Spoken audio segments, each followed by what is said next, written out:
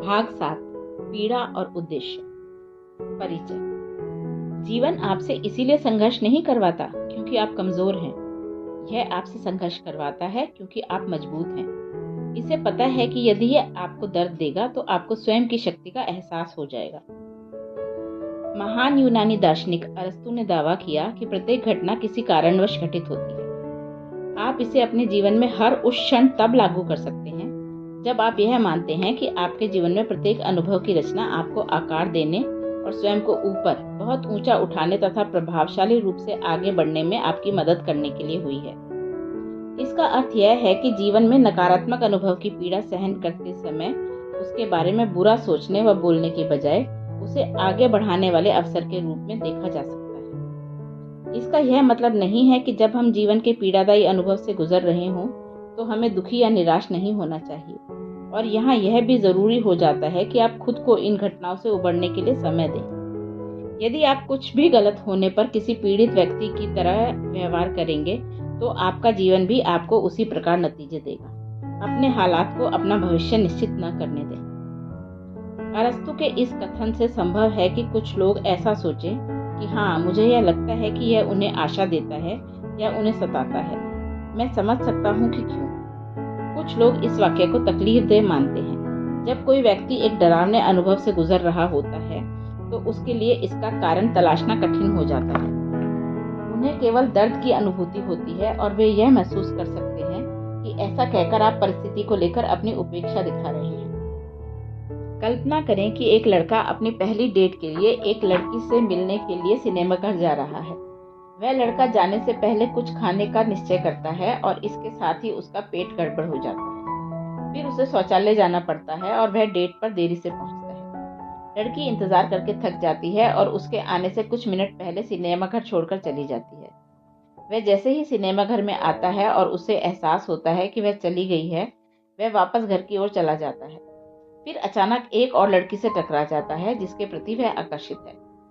अब कल्पना करें कि वे दोनों बात करने लगते हैं, प्रेम हो जाता है, शादी करते हैं और उनके बच्चे हो जाते हैं। यह सिर्फ इसलिए होता है क्योंकि उन्होंने अपनी वास्तविक डेट को छोड़ दिया था।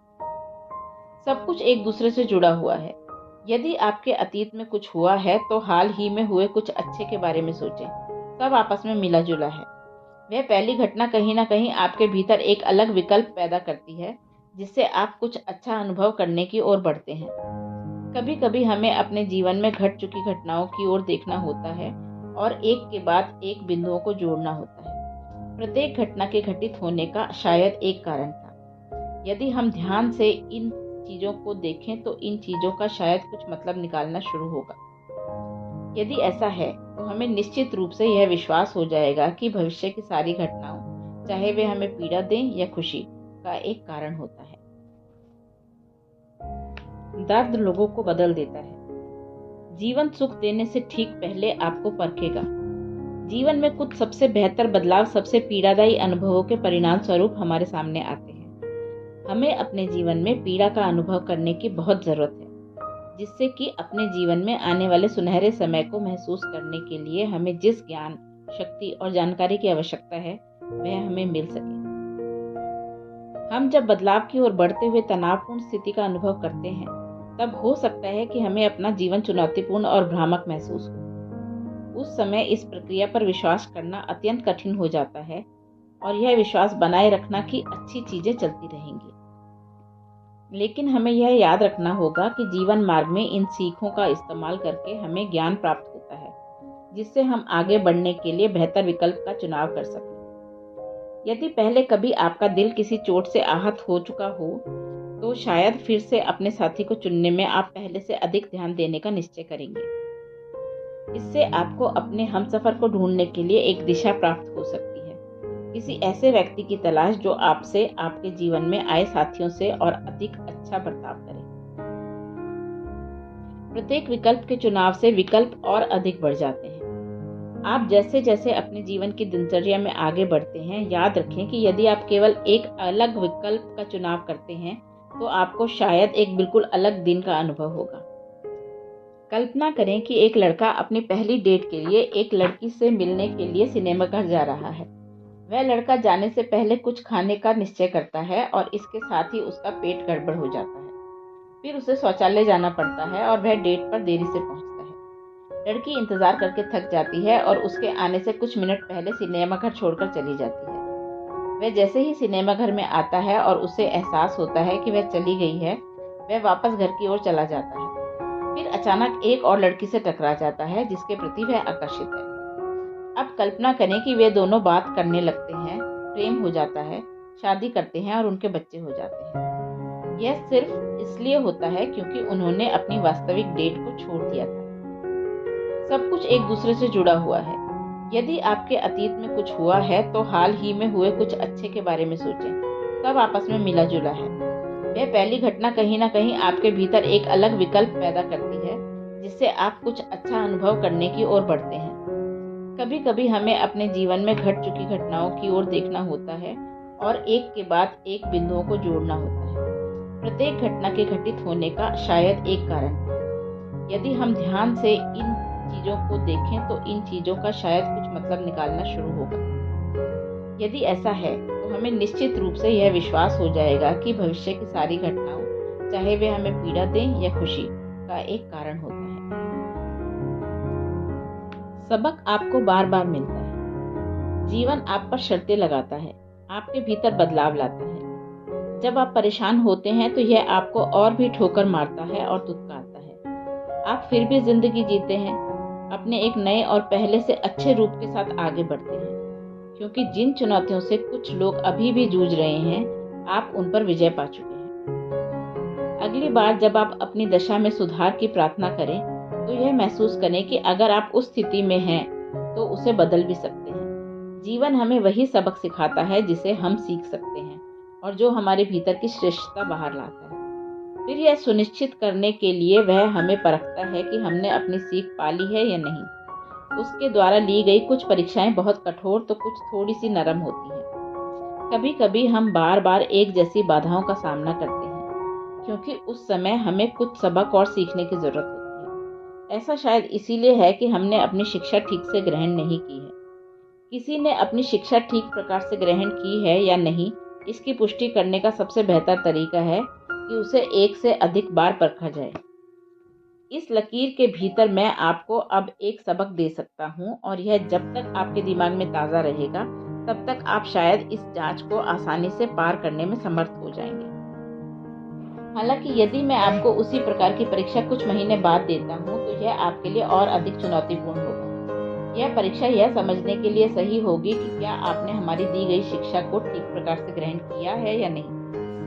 उदाहरण के लिए, यदि आप किसी ऐसे इंसान से संबंध रखने के लिए आगे बढ़ रहे हैं जिसे आप अच्छी तरह से जानते तक नहीं और अंततः यह संबंध आपके दिल दुखाकर खत्म होता है, तो इसमें आपके लिए यह सीख होगी कि आपको किसी से संबंध रखने से पहले उसे ठीक प्रकार से जान लेना आवश्यक है। सिर्फ यह कहना कि आपने अपनी सीख ठीक से ग्रहण कर ली है, यह हमेशा पर्याप्त नहीं होता। आपको इसे सिद्ध करना होता है। इसलिए यह ब्रह्मांड फिर शायद आपको किसी और व्यक्ति से मिला दे जिसके आकर्षण से आप खुद को न बचा सकें। यह सिद्ध करने के लिए कि आपने पहले संबंध से मिली सीख को ठीक से ग्रहण कर लिया है, आपको अपने व्यवहार से दर्शाना होगा। यदि आप अचानक दूसरे रिश्ते में पड़ जाते हैं तो आपके लिए यह संभावना बनी है कि आपको फिर से ठोकर लगेगी। जब आप इस उदाहरण को सहजता से ले लेंगे तो मुझे आशा है आप यह देख सकेंगे कि कभी कभी हमें एक ही परीक्षा का सामना एक से अधिक बार करना होगा और यह दूसरी या तीसरी बार में और भी कठिन हो सकती है। चेतावनियों पर ध्यान दें। आप इस चिंता में जल्दी कार में नहीं बैठते क्योंकि कहीं आपकी दुर्घटना न हो जाए। यह जीवन को जीने का एक डरावना तरीका है जो आगे चलकर आपको पागल कर देगा। हालांकि आप किसी भी दुर्घटना के होने से बचने के लिए पहले से कुछ कदम उठा सकते हैं, जैसे कि सीट बेल्ट पहनना। हालांकि यह कदम भी डर का एक परिणाम है, लेकिन डर इसलिए भी हमारे अंदर मौजूद है कि हमें डर से बचा ले। यदि आप कार दुर्घटना का शिकार इसीलिए हो जाते हैं क्योंकि आपने शराब का सेवन बहुत ज़्यादा किया था, लेकिन उसमें आपकी जान बच जाती है और आप ऐसा दोबारा करते हैं, तो यह आपकी लापरवाही होगी। यदि आपने ऐसा किया तो आप स्वेच्छा से दूसरी घटना के शिकार हो सकते हैं जिसमें शायद आपकी मृत्यु भी हो सकती है। दूसरे शब्दों में कहें तो आप पहली बार में मिले सबक पर ध्यान नहीं दे रहे हैं और इस ब्रह्मांड को संकेत दे रहे हैं कि आपकी परीक्षा दोबारा ली जानी चाहिए। इसीलिए चेतावनियों पर ध्यान दें। इस ब्रह्मांड द्वारा हमेशा आपका प्रामाणिक और उद्देश्यपूर्ण ढंग से जीवन यापन करने और जीवन में महान चीज़ों का अनुभव करने के लिए मार्गदर्शन होता रहा है, जिससे आपको जीवन में बड़ी चीज़ों का अनुभव हो। यदि कुछ भी आपकी इच्छा के अनुसार नहीं हो रहा है तो स्वयं से पूछें कि आप इससे क्या सबक ले सकते हैं, क्योंकि प्रत्येक बुरे अनुभव का परिणाम मिलने वाली शिक्षा होती है जो कि हमें आगे के लिए ग्रहण करनी होती है। स्वयं से पूछें कि आपको खुद में कौन सा बदलाव लाने की आवश्यकता है और अपने गलत चुनावों को उम्मीद भरी दृष्टि से न छुपाएं जब आपको यह पता हो कि वे सही नहीं हैं, या एक भावनात्मक लालसा और अस्थायी सुख को स्वयं उस कदम की ओर बढ़ने के लिए प्रेरित न करने दें जो आपको और अधिक कष्ट पहुंचाएगा। यदि आप केक का एक निवाला ले रहे हैं जो आपको नुकसान पहुंचा रहा है तो आप मात्र पीड़ित बनकर नहीं रहेंगे बल्कि स्वेच्छा से भूख का चयन करेंगे। आपका सबसे बड़ा लक्ष्य क्या है? आप इस संसार से अपने सामर्थ्य, क्षमता, योग्यता, ज्ञान, प्रेम और बुद्धिमत्ता को साझा करने के लिए आए हैं। आप इस संसार को बेहतर स्थान बनाने के लिए आए हैं। आपके जीवन का एक उद्देश्य है और जब तक आप उसे जीना शुरू नहीं करते तब तक वह आपके अंदर एक शून्यता को जगाए रखता है, एक एहसास जिसे आप बयां नहीं कर सकते, लेकिन जिसे पता है कि आपको और अधिक पाने की अभिलाषा है। मेरा मानना है कि प्रत्येक व्यक्ति का जीवन में एक उद्देश्य होता है। एक उद्देश्य संसार की सेवा करने का। असीमित प्रेम और खुशी के अनुभव के साथ यही उद्देश्य हमारे जीवन का कारण होता है। एक उद्देश्य जो हमें सार्थकता के साथ प्राप्त होता है।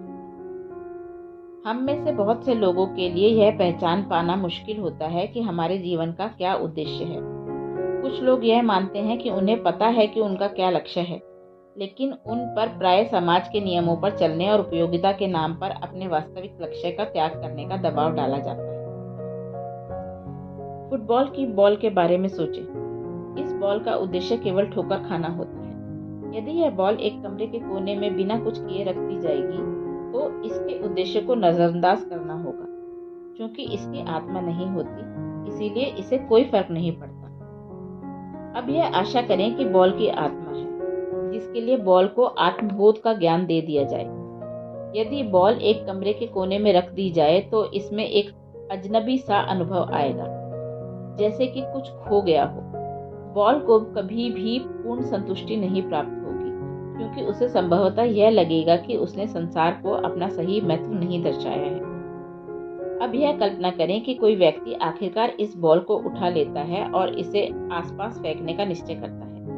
बॉल जैसे ही हवा में इधर उधर घूमने लगती है तो उसे उल्लास का अनुभव होता है, लेकिन कुछ देर बाद बॉल को खालीपन फिर से महसूस होने लगता है, क्योंकि उसे आसपास घूमकर प्रसन्नता हुई, फिर भी यह उसके लिए काफी नहीं था। हो सकता है कि बॉल का फिर विभिन्न तरीकों से इस्तेमाल किया जाने लगे, उसे बहुत से कामों में इस्तेमाल किया जाने लगे, लेकिन उसे अभी भी अधूरा महसूस होने लगा। बॉल यह मान लेती है कि उसके जीवन में जितनी अधिक घटनाएं होने लगेंगी उसे उतनी ही संतुष्टि प्राप्त होने लगेगी, लेकिन उसे जितनी घटनाओं का अनुभव होने लगता है, संतुष्टि का विचार उसके लिए और भी अस्वीकृत होने लगता है। एक दिन जब बॉल को वास्तव में ठोकर मारी जाती है, उस क्षण बॉल के लिए सब कुछ सार्थक अनुभव हो जाता है। वह समझ जाती है कि उसकी रचना किस लिए हुई है, उसे ठोकर लगनी ही है। वह अपने साथ हुई पहली सारी घटनाओं पर ध्यान देती है और बिंदु दर बिंदु सबको जोड़ना शुरू कर देती है। जब उसे हवा में घुमाया जाता है और उसे ऐसा महसूस होता है कि कोई उस पर दबाव दे रहा है, तो उसे उत्साह का अनुभव होता है जो उसके लक्ष्य से संबंधित होता है। बॉल को अब यह पता है कि वह क्या ढूंढ रही है। हमें उस भूमिका में डालकर संतुष्टि का थोड़ा अनुभव होने लगता है, जो हमारा परम लक्ष्य नहीं है, लेकिन कदाचित हमें संतुष्टि का अनुभव होने लगता है। इसका यह कहने का मतलब बिल्कुल नहीं है कि आपको प्रसन्नता का अनुभव नहीं हो सकता है। आखिरकार यह हमारे हाथ में होता है। हम कभी भी अपनी सकारात्मक ऊर्जा के स्तर को ऊंचा कर सकते हैं, लेकिन हमें पूर्ण सुख का अनुभव तभी हो सकता है जब हम उन लक्ष्यों को पूरा करें जिनके लिए हमारा जन्म हुआ है। आपको किसी बड़े उद्देश्य को प्राप्त करने का विचार असुगम लग सकता है, लेकिन यदि आपको मैदान के बीचों बीच कोई स्मार्टफोन मिले तो आपको लगेगा कि किसी ने उसे वहां गिरा दिया है।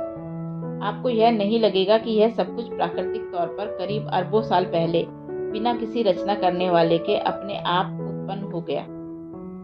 हम आज भी यह विश्वास करते हैं कि पूरी मानव जाति, जो कि एक स्मार्टफोन से कहीं अधिक विशाल है, परिवर्तन की श्रेणी और सर्वश्रेष्ठ की उत्तरजीविता के द्वारा उत्पन्न हुई थी। हम में से बहुत से लोग यह स्वीकार कर लेते हैं कि हमारे जीवन का कोई उद्देश्य नहीं है और इससे हमें इन अरबों तारा समूहों में ब्रह्मांड के दूसरे जीवों के समान मात्र एक जीव है। यद्यपि एक स्मार्टफोन के समान हमारे जीवन का भी निस्संदेह कोई उद्देश्य होना चाहिए। जब लोग अपना जीवन बिना किसी बड़े उद्देश्य के जीते रहते हैं तो वे अपनी मौजूदगी के उद्देश्य को झुठला रहे होते हैं। ऐसे लोग अपना पूरा जीवन केवल अपनी बुनियादी जरूरतों को पूरा करने में ही बिता देते हैं। जीवन में उनका उद्देश्य हमेशा से दैनिक जरूरतों को पूरा करने और अपने अगले महीने का बिल चुकाने की प्रक्रिया में ही चलता रहता है। निसंदेह बिलों का भुगतान जरूरी है। हमें भोजन, पानी, आश्रय, कपड़े और अन्य जरूरतों को पूरा करने की आवश्यकता होती है। लेकिन क्या आपको सचमुच यह लगता है कि आपने इस ग्रह पर केवल इसी प्रकार से जीने और मरने के लिए कदम रखा है? यदि आप एक उद्देश्य के साथ जीते हैं तो जीवन बहुत बड़ा हो जाता है। जब आप जो करते हैं उसके लिए सार्थक कारण मिल जाता है तो आपको संपूर्णता का अनुभव होता है। मैं जिस तरह काम करता हूँ, बहुत से लोग अपनी दिनचर्या उसी प्रकार से अपना कार्य करने में बिता देते हैं, जिसका उनके लिए कोई खास मतलब नहीं होता, और वे सप्ताह में केवल 2 दिन की स्वतंत्रता के लिए जीवन जीते रहते हैं। इन 2 दिनों के दौरान वे या तो थोड़ा काम करेंगे या मौज मस्ती में दिन गुजारेंगे, जैसा कि मैं हर हफ्ते क्लब जाकर अपना समय गुजारता हूँ। हर हफ्ते वे उन 2 खास दिनों का इंतजार करते हैं, अपने कीमती समय को वापस पाने की कामना करते हैं, क्योंकि वे अपना समय काम से दूर होकर गुजारना चाहते हैं, अपना खाली समय जल्द पाने के लिए। इसका परिणाम यह होता है कि उनका पूरा जीवन एक झलक में बीत जाता है। अक्सर जीवन बहुत कठिन होता है और इसीलिए पैसा हमें और अधिक आज़ादी प्रदान करता है। इसके बावजूद यह विश्वास रखें कि आप मानवता की सेवा करने और अपने आर्थिक उद्देश्यों की पूर्ति के लिए कार्य कर सकते हैं। इन उद्देश्यों के बहुत बड़ा होने की आवश्यकता नहीं है। आपको अगला दलाई लामा या फिर अगला मार्क जुकरबर्ग होने की आवश्यकता नहीं है। हालांकि आपको मूल्य में वृद्धि करने वाली सेवाएं देनी चाहिए, और यह करने का केवल एक ही तरीका है कि आप कुछ ऐसा करें जिसका आप हृदय से आनंद उठा सकें। इसीलिए उत्साह बेहतर जीवन जीने के भाग में बड़ी भूमिका अदा करता है। हर व्यक्ति को यह पता नहीं होता कि वह किस चीज के लिए भावुक है। आध्यात्मिक लेखक डेरिल अंका ने बशर नामक एक चैनल पर यह सुझाव दिया कि आप क्या चाहते हैं, इसका एहसास करने का सबसे छोटा रास्ता अपने उत्साह का अनुसरण करना है। अगला कदम हमेशा वही होना चाहिए जो आपको सबसे ज्यादा उत्साही बनाता है। आपको इसे तर्कों से सही साबित करने की जरूरत नहीं है। बशर का कहना है कि आपको बस उसे करने की जरूरत है। इसीलिए वह कार्य करें जो कि आपके भीतर सचमुच उत्साह पैदा करता है। यह सुनिश्चित करें कि आप कुछ ऐसा न चुनें जिसे आपने रोमांचक का लेबल दिया हुआ है, क्योंकि आप कुछ और नहीं सोच सकते या क्योंकि आपको लगता है कि दूसरे लोग इसे रोमांचक समझते हैं। आप जिस चीज की तरफ स्वाभाविक रूप से आकर्षित होते हैं वह ऐसे ही नहीं है, वो भी ठीक उसी तरह आपको चुन रही है जैसे आप उसका अनुसरण कर रहे हैं। यह एक साधारण सी बात है। इसीलिए यह सोचकर कि आपको इसे समझने की आवश्यकता है, अपने जीवन को और जटिल न बनाएं तथा स्वयं को धोखा न दें और खुद पर उन कार्यों को करने का दबाव न डालें जिन्हें आप अव्यवहारिक समझते हैं। जैसे कि यदि आप कला को सचमुच पसंद करते हैं तो आप एक वेबसाइट या सोशल मीडिया अकाउंट तैयार करके दुनिया के साथ अपना काम साझा कर सकते हैं। अपनी कला को जल्दी से जल्दी हजारों पाउंड के लिए बेचने की कोशिश न करें, विशेष तौर पर उस स्थिति में जब आपको यह प्राप्त करने का एक बड़ा लक्ष्य दिखे। तो यहाँ कुछ ऐसा होना चाहिए कि आप बिना किसी अपेक्षा के मुफ्त में कुछ करना चाह रहे हों, क्योंकि यह एक ऐसी चीज हो जिसके लिए आप सचमुच भावुक हों। यदि इससे आपको खुशी नहीं होती तो ऐसा करना आपके लिए सही नहीं है। इसके लिए आपको तत्क्षण ही अपनी सभी मौजूदा प्रतिबद्धताओं को समाप्त करके अपने आर्थिक दायित्वों को जोखिम में नहीं डालना चाहिए। हालांकि इसका मतलब यह होता है कि आपको सकारात्मक बदलाव के लिए उत्सुक तथा उसे पाने के लिए तत्पर रहने की आवश्यकता है और इन चीज़ों के प्रति उन कदमों को उठाते रहना चाहिए जो आपके मस्तिष्क, शरीर व आत्मा को प्रेरित करें। इसकी चिंता ना करें कि अगला कदम कौन सा उठाएं या चीज़ें आपके समक्ष कैसे पेश आएंगी। याद रखें कि यदि आप इस जगत को अपने भीतर व्याप्त रोमांच को दर्शाते हैं तो यह आपके सामने रोमांच पैदा करने के लिए और अधिक चीजें उपलब्ध करेगा। जब तक आप इन संकेतों पर कार्य करते रहेंगे तब तक जीवन में चमत्कारिक अवसर आपके पीछे चलते रहेंगे और आपके मार्ग को खोजने में आपकी मदद करेंगे। कुछ छोटे कदम ठीक हैं क्योंकि उनसे बड़ी चीजें प्राप्त होती हैं। आखिरकार आप ऐसे रास्ते तैयार कर पाएंगे कि आपके रोमांच ही आपके वेतन का जरिया बन जाएंगे। आपकी इस सोच से उन चीजों को बढ़ावा मिल सकता है जिन्हें आप पहले से ही कर रहे हैं, या यदि आप उस पेशे में हैं जो आपको नापसंद है तो इसका मतलब यह है कि आप आखिरकार उसे छोड़ने और अपने लक्ष्य को हासिल करने में पूरी तरह से प्रतिबद्ध होने में सक्षम होंगे। इस संसार में आपका आगमन एक उद्देश्य के लिए हुआ है। आपको यहाँ सहायता, प्रेम, सहयोग, सुरक्षा और मनोरंजन करने के लिए लाया गया है।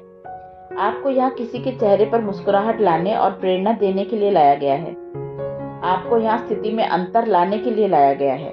यदि आपके पास देने के लिए कुछ नहीं होता तो आप इस पृथ्वी ग्रह पर होते ही नहीं। आपके जीवन का एक उद्देश्य है और जब आपको यह पता चलेगा कि वह क्या है तो आप इस संसार की न केवल संचालन शक्ति को बदल देंगे बल्कि अपने जीवन के सभी क्षेत्रों में पूरी भागीदारी का भी अनुभव करेंगे। धन और लोभ का समन्वय। धन मात्र एक ऊर्जा शक्ति है, ना ही अच्छी ना ही बुरी, और हमारे इस संसार में बहुत असीमित है। अपनों के सहयोग के लिए पैसा कमाएं, ना कि खुद को पूर्ण करने के लिए। कभी कभी लोगों को यह लगता है कि अपने जीवन में अपने उद्देश्यों की पूर्ति करते हुए पैसा कमाना गलत है। इसीलिए आइए एक क्षण रुककर पैसे को परिभाषित करते हैं। इससे पहले कि आप कहें कि यह वो टोकन है जिसे माल या सेवाएं या फिर उस सीमा के अंतर्गत आने वाली सभी चीजों के लेन देन को पूरा करने के लिए इस्तेमाल किया जाता है, तो मुझे आपको रोकना होगा।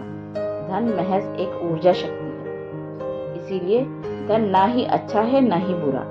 आप इसे क्या लेबल देते हैं यह आप पर निर्भर करता है, और हम जिस तरीके से धन का सही अर्थ लगाते हैं वह इस पर निर्भर करता है कि हम सकारात्मक अवस्थाओं या नकारात्मक अवस्थाओं में उसकी ओर किस प्रकार आकृष्ट होते हैं। यहाँ कुछ ऐसे लोग होते हैं जो अपने धन के माध्यम से ही कुछ बड़ी चीजें करते हैं, जबकि अन्य लोग इसे अपने मस्तिष्क में छपी हुई विपत्तियों को हटाने के लिए इस्तेमाल करते हैं। धन सामान्यतः एक ध्वनि विस्तारक होता है। यदि आप बहुत थोड़ा धन होने के कारण अनुकंपा और प्रेम फैलाकर अपनी अहमियत नहीं बढ़ा पा रहे हैं तो यह आपको सोचने पर मजबूर कर देगा कि आप ऐसा तभी कर सकते हैं जब आपके पास यह अधिक मात्रा में होगा। धन उनके पास अधिक होता है जो यह मानते हैं कि वे इसके योग्य हैं और इसे प्राप्त कर सकते हैं।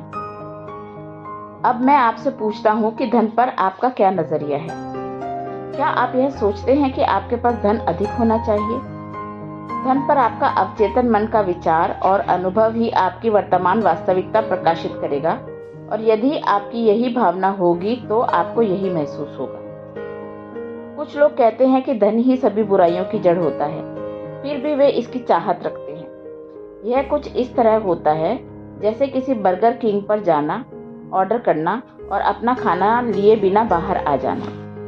इस जगत को यह कैसे पता चलेगा कि आपने आग्रह करने से पहले ही इसे रद्द कर दिया है? हम में से कुछ लोग यह मानते हैं कि अधिक धन की चाहत गलत होती है। हमें कहा जाता है कि हम लोभी हो रहे हैं।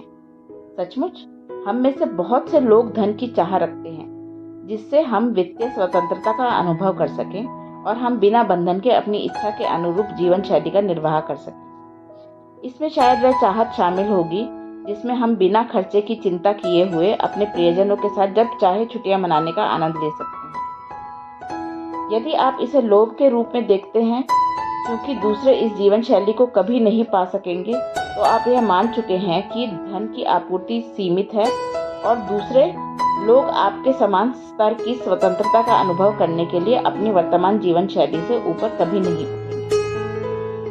लोभ इस आधार पर काम करता है कि यहाँ किसी विशेष चीज की सीमित आपूर्ति है और जिसकी आपको अधिक से अधिक जरूरत है, जो परिणाम स्वरूप दूसरे व्यक्ति के सुख में कटौती होने पर आपको प्राप्त होगी। हमें ऐसा सोचने के लिए प्रेरित किया जाता है कि जो हमें चाहिए वह सीमित मात्रा में उपलब्ध है, जबकि सच यह है कि वह प्रचुर मात्रा में उपलब्ध है जो कि इस सृष्टि द्वारा प्रदान की गई है। सीमितता उस दशा में मात्र आपके मस्तिष्क की ही उपज है। जब आपकी मानसिकता उस चीज पर ध्यान देती है जिसका आपके पास अभाव है, तो आप सृष्टि में भय युक्त ऊर्जा निकालते हैं, जिससे आपके समक्ष और भी डरावनी चीजें आती हैं। आपको धन खोने का डर लगने लगता है, इसीलिए आप इसकी और अधिक सुरक्षा करने लगते हैं। आपको इसे खर्च करने से डर लगता है, क्योंकि आपको नहीं पता होता कि आपको वह दोबारा मिलेगा या नहीं। इस कारण हालांकि आप धन बचाकर रखने की बेहतर कोशिश करते हैं, फिर भी आपकी नकारात्मक ऊर्जा आपकी वित्तीय परेशानियों के लिए मार्ग बना देती है। हम जब अपनी ऊर्जा को गरीबी में लगा देते हैं तो हमें गरीबी प्रत्यक्ष दिखाई देने लगती है। मैं ये नहीं कहता कि आपको धन संचय नहीं करना चाहिए या आपको बस इसे फेंक देना चाहिए, बल्कि आपको अपना ध्यान खुशहाली पर केंद्रित करना चाहिए। विश्वास करने में बहुत ताकत होती है और यदि आप यह करते हैं तो धन आपकी ओर आकर्षित होगा। हमें प्रायः अभाव और परिसीमितता के विचार ही बेचे जाते हैं, जबकि सच्चाई यह होती है कि हमारे पास रचनात्मक और अपनी परिस्थितियों पर नियंत्रण करने की शक्ति होती है। जब कोई व्यक्ति जनसमूहों में डर उत्पन्न कर देता है तो सबकी कुल ऊर्जा मिलकर डर, दरिद्रता एवं विनाश का और अधिक प्रसार कर सकती है। यह मानवता को नियंत्रित करने का एक प्रभावशाली तरीका है। धन सबके लिए सरलता से उपलब्ध होता है और आपके व धन के बीच की दूरी इसके प्रति आपके नजरिए से तय होती है। याद रखें, यह धन सिर्फ आपकी सहायता करता है, न कि आपको पूर्ण करता है। इससे आपको आपके जीवन को कोई उद्देश्य प्राप्त नहीं होता। आप बहुत सा धन एकत्रित करके दूसरे की नजर में अपनी अहमियत नहीं बढ़ा सकते। आपके अंदर खुद को दूसरों से अलग करने की इच्छा भी पैदा होनी चाहिए। वास्तविक खुशी तक कैसे पहुंचे?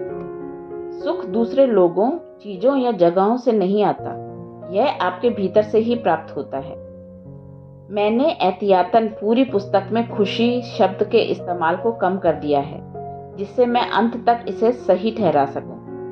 मैं आशा करता हूं कि आप अपनी ऊर्जा को बढ़ाकर और आनंदित रहकर वास्तविक खुशी महसूस कर सकते हैं। हमें ऐसी सोच के साथ बढ़ने के लिए प्रेरित किया गया है कि खुशी बाहरी प्रभावों, लोगों, स्थान या वस्तुओं पर आधारित होती है। हमारे जीवन में यही अभिलाषा और लक्ष्य होते हैं जिनके बारे में हमारा मानना होता है कि इन्हें एक बार हासिल कर लेने पर हम हमेशा के लिए खुशहाल हो जाएंगे।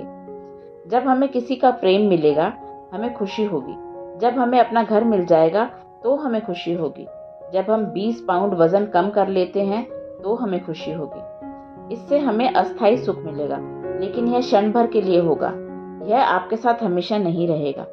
इसीलिए आप एक बार ये चीजें हासिल कर लेते हैं तो आप अन्य प्रकार की आकस्मिक चीजों के द्वारा चिरस्थायी सुख को प्राप्त करने की अपनी यात्रा जारी रखते हैं। उदाहरण के लिए, धन प्रायः खुशी और यहाँ तक कि सफलता के साथ जुड़ा होता है, लेकिन आप संसार के सबसे धनी व्यक्ति के बारे में जानकर हैरान हो जाएंगे कि बहुत अधिक धन होने के बावजूद आप निराश हो सकते हैं। यदि धन को खुशी और सफलता की माप के तौर पर इस्तेमाल किया जाए तो इसे सीमा के किस स्तर पर रखकर शुरुआत और इसकी समाप्ति की जाए।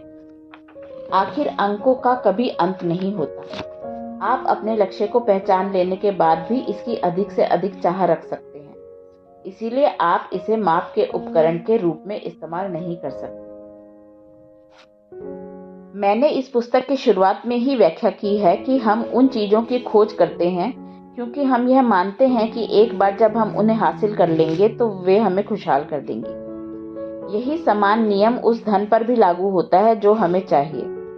हमें केवल धन ही नहीं चाहिए, बल्कि हमें उससे प्राप्त होने वाली सुरक्षा और स्वतंत्रता भी चाहिए, क्योंकि हमारा मानना है कि इससे हमें खुशी प्राप्त होगी। लेकिन अगर आप इस ग्रह के केवल एकमात्र प्राणी होते और आपके पास धन का असीमित भंडार होता तो जरा सोचें कि यह कैसे आपके लिए उपयोगी हो सकता था।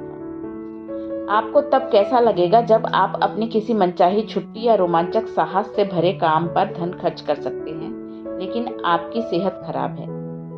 तब कैसा लगेगा जब आपके पास हमेशा से वह खरीदने का सामर्थ्य था जो आप चाहते हैं, लेकिन आप पूरे संसार द्वारा नकारे जा रहे हैं। या फिर क्या आप ऐसी नौकरी करना चाहेंगे जो 20 घंटे प्रतिदिन वाली सबसे खराब नौकरी हो और जिसमें आपको असीमित धन दिया जा रहा है? उदाहरण के लिए, यहाँ तक कि आपके उपयुक्त जीवन साथी का भी आपकी स्थायी खुशी पर कोई नियंत्रण नहीं होता। वे केवल आपकी आपेक्षिक खुशी को प्रभावित कर सकते हैं, जो यदि किसी तरह की बाहरी स्थितियां बदल जाएं, तो केवल 1 सेकंड में लुप्त हो सकती है।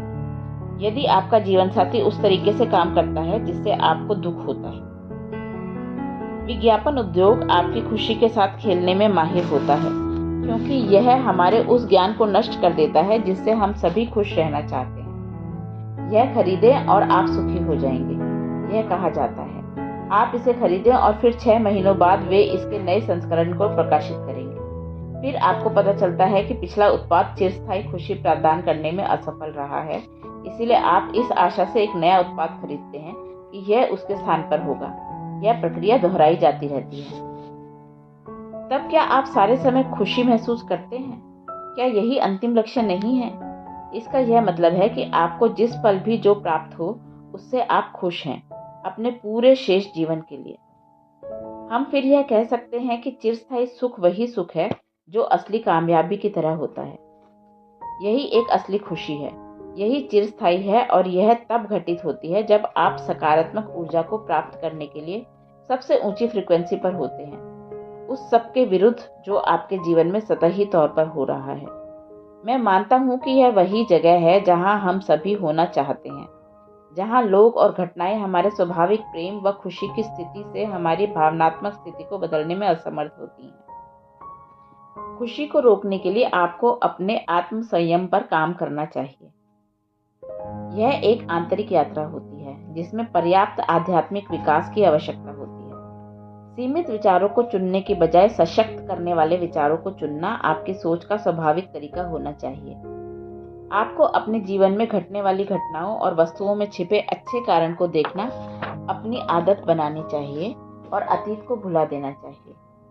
भविष्य के बारे में सोच सोचकर जीवन बिताने से बचें और आप जो हैं और जहां हैं उसकी सराहना करें।